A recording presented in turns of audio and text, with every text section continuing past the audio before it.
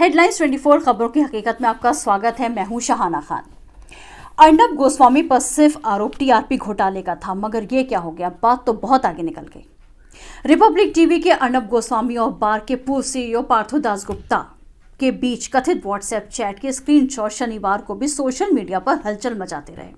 दरअसल इंटरनेट पर वायरल हो रहे ये चैट्स टीआरपी घोटाले में मुंबई पुलिस के 3600 पन्नों की सप्लीमेंट्री चार्जशीट का हिस्सा है। वायरल हो रही चैट्स में अन्य बातों के अलावा बार के अधिकारियों की ओर से रिपब्लिक टीवी और हिंदी चैनल रिपब्लिक भारत के पक्ष में रेटिंग में हेरफेर करने के लिए दांव लगाने का सुझाव देते हैं। बदले में गोस्वामी ने दासगुप्ता को सरकारी मामलों के बारे में जानकारी और प्रसारण मंत्रालय कैबिनेट में फेरबदल, सचिवों की नियुक्ति और बहुत कुछ जानकारी दी।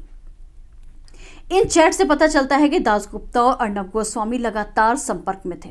इसके अलावा बार के chief operating officer Romil Ramgarhia और रिपब्लिक टीवी के सीईओ विकास खानचंदानी के बीच वे चैट भी आए हैं। दासगुप्ता फिलहाल जुडिशियल कस्टडी में है, जबकि रामगढ़िया और खानचंदानी जमानत पर हैं। दरअसल 14 फरवरी 2019 को पुलवामा के करीब एक सीआरपीएफ काफिले पर आतंकी हमला हुआ था। इसमें 40 जवान शहीद हो गए थे। उस दिन पार्थो दासगुप्ता के साथ अपनी कथित बातचीत में गोस्वामी पहले कहते हैं कि उनका चैनल कश्मीर में साल के सबसे बड़े आतंकी हमले पर 20 मिनट आगे थे। फिर गोस्वामी कथित तौर पर अपने चैनल की कवरेज पर कहते हैं कि इस हमले पर हम जीत गए। मतलब वो पुलवामा में जो कुछ भी हुआ उसकी खुशी मना रहे थे कि उनकी टीआरपी बढ़ गई। 40 जवान शहीद हुए थे और अर्नब जी खुशी मना रहे थे। पुलवामा में हुए इस आतंकी हमले के बाद भारतीय वायुसेना ने 26 जनवरी 2019 को पाकिस्तान के बालाकोट में जवाबी हमला किया था। बालाकोट स्ट्राइक से 3 दिन पहले 23 फरवरी 2019 को गोस्वामी कथित तौर पर दासगुप्ता को बताते हैं कि कुछ बड़ा होने वाला है। जब दासगुप्ता पूछते हैं कि क्या उनका मतलब दाऊद से है, तो अर्नब जवाब में कहते हैं, नहीं सर, पाकिस्तान। इस बार कुछ बड़ा किया जाएगा। अर्नब गोस्वामी पर चैट के इस हिस्से को लेकर भी निशाना साधा जा रहा है। लोग लिख रहे हैं कि अर्नब को पहले से ही कैसे पता चल गया। इसके अलावा लोग ये भी लिख रहे हैं कि अगर अर्नब को पता भी था तो उन्होंने सेना की इतनी बड़ी कार्रवाई की बात पहले से ही क्यों लीक कर दी। लेकिन सवाल यह है कि इतनी बड़ी बात अर्नब को पता कैसे चली। बता दें कि जो चैट्स वायरल हो रहे हैं ये पार्थो दासगुप्ता की टीआरपी स्कैम मामले में दायर की गई सप्लीमेंट्री चार्जशीट का हिस्सा है। रिपब्लिक टीवी के editor in chief Arnab Goswami के लीक हुए व्हाट्सएप चैट्स ने उनके असली चेहरे को बेनकाब कर दिया है।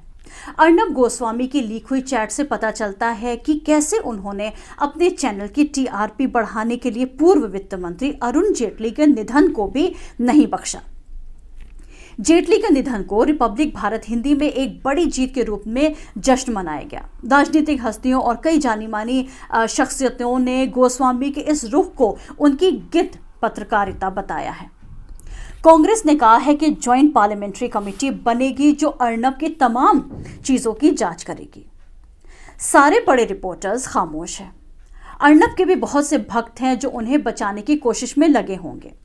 मैं उन भक्तों से कहना चाहूंगी, ऊपर वाले ने भगवान बनाया है, अल्लाह है, उनके भक्त बनो, इंसान के मत बनो, वरना वो आज भागा भागा घूम रहा है। सोचो कल आपका क्या होगा। हो सकता है अर्नब गोस्वामी इस मुसीबत से छुटकारा पाने के लिए ये भी कह दे कि इसमें भी पाकिस्तान का हाथ है, क्योंकि ये तो सब जानते हैं कि अर्नब को जब कुछ भी नहीं सूझता तो उसे सिर्फ पाकिस्तान सूझता है। या फिर चिल्लाकर पूछे कि कहाँ हो सलमान, कहाँ हो सलमान। वैसे अर्नब ने पब्लिक को बेवकूफ समझ रखा है और ये सच भी है। रिया चौधरी के चैट सुना कर अर्नब ने बहुत टीआरपी बटोरी है, पर कोई भी बड़ा चैनल अर्नब की चैट से टीआरपी क्यों नहीं बटोर रहा। लगता है चलिए जाने दीजिए, छोड़िए, हो सकता है कि शायद सब एक जैसे हो। पर एक बात याद रखिएगा, नेशनल सिक्योरिटी को थ्रेट दिलाना बहुत गंभीर बात है, कोई मजाक नहीं है। देश के असल मुद्दों को समझिए और प्लीज कम से कम इस मुद्दे को सीरियसली लीजिए, क्योंकि ये मुद्दा कहीं ना कहीं हमारे अपने देश से जुड़ा है। अब फैसला आप लोगों का है, या तो अर्नब जैसे लोगों के भक्त बनिए या फिर देश के एक सच्चे और समझदार नागरिक बनिए।